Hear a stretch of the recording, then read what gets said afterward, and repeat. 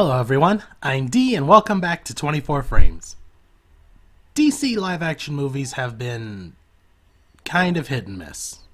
Which is not to say that all the live-action DC movies are bad, just that they're inconsistent.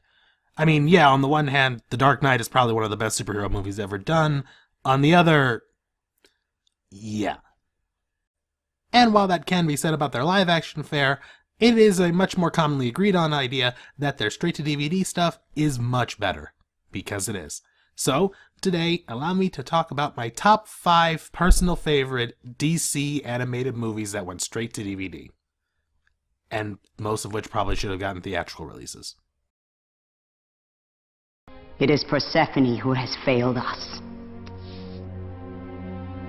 It seems, daughter, your journey will have a second purpose.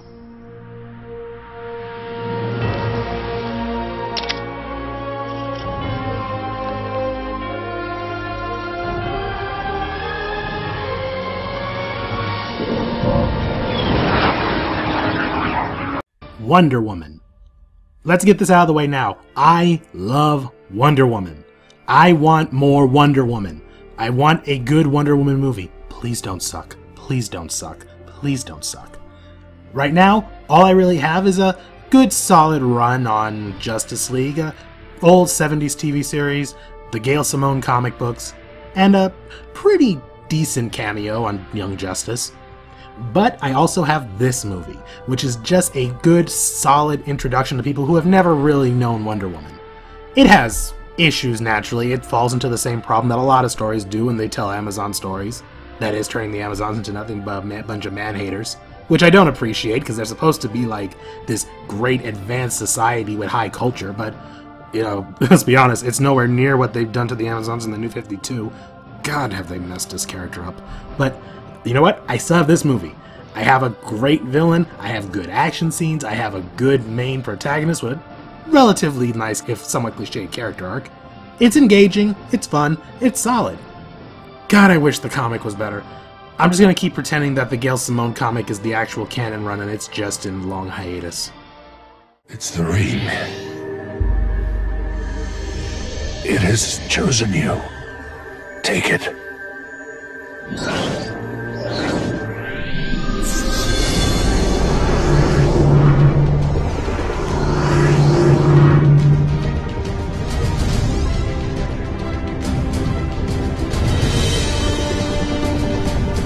Green Lantern First Flight. I'm not really a Green Lantern fan. Most of what I know about the character actually comes from the Jon Stewart character in the animated Justice League series. That said though, I do know enough that I was able to follow this movie.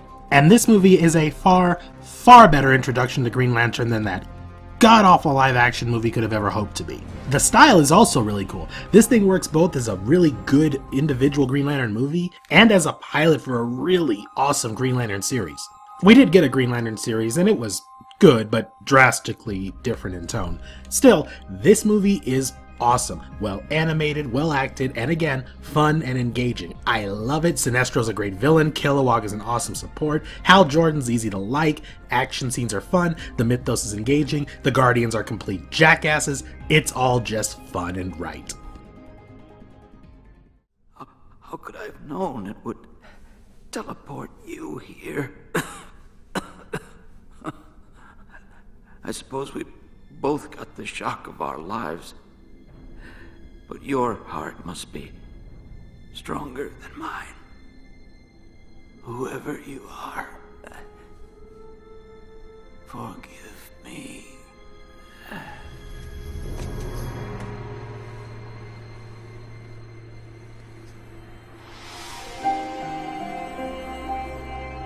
Justice League: The New Frontier. Okay, this is a fantastic story. Has a beautiful aesthetic that draws from Jack Kirby and the Fleischer Superman cartoons. It's a great origin for the superheroes of the Justice League set in a great time period. It touches on McCarthyism. It's a great story. So why is it number 3? Because, put simply, the book was better.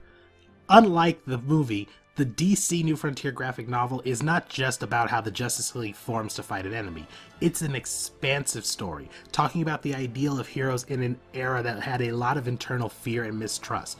The movie is only 70 minutes long and doesn't have time to focus on all that extra stuff, so it kind of picks the core plot line and just kind of runs with that.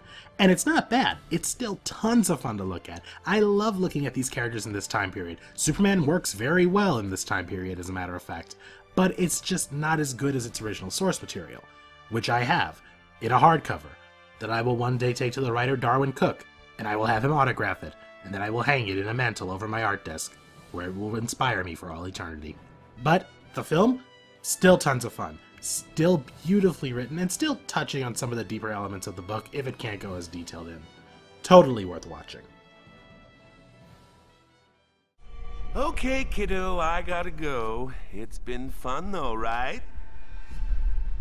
Well, maybe a smidge more fun for me than you. I'm just guessing since you're being awful quiet.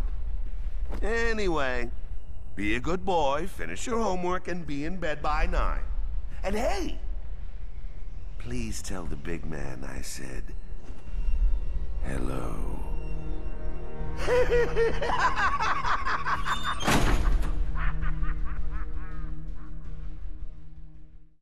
Batman Under the Red Hood. The death of Jason Todd and the rise of the Red Hood is a fairly convoluted story that spans several comics, so they had to kind of streamline it to make it into a single film, and they did it beautifully. This film is wonderful. Got a nice little cameo from Nightwing, a genuinely dark and sad story for Batman, great scenes with Black Mask, and Joe DiMaggio's Joker is wonderful. It's just so good. This is another one of those ones where I was like, can we make a Batman series based off this storyline? Can we do that? I would like that. Can we get the same cast? Because that would be awesome.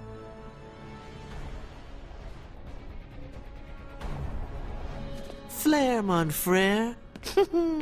Who's a good saucer? Double pork fried rice for you tonight. You sure know how to make an entrance. Thanks for the assist. Next time, double check for collateral damage. Came a little close there. Hello. You're really tall. Superman vs. the Elite. Now that I'm thinking about it, I actually kind of want to do a full review for this movie. Because I think this is a good movie for that whole should superheroes kill debate. I fall in the standard of no, they should not. But I'm willing to argue it, and I think this is a good film to really break it down. This film is a really good, just solid superhero story. It's particularly for Superman, who, quite frankly, doesn't have a lot of really great superhero stories, at least not in comparison to Batman. All these little things combine to make a film that I just think is a great little microcosm for a superhero as an idea, and I just love watching it. This is hands down my favorite of the straight-to-DVD DC animated movies. So, that's my top 5. Hope you liked it. Please leave a comment. Let me know if there's anything that you disagree with, or if there's any movies you feel I should definitely have added into it. And come back next time, because next time, I think we're going to actually really delve into Superman vs. the Elite. I'm D, and this has been 24 Frames. See you next time.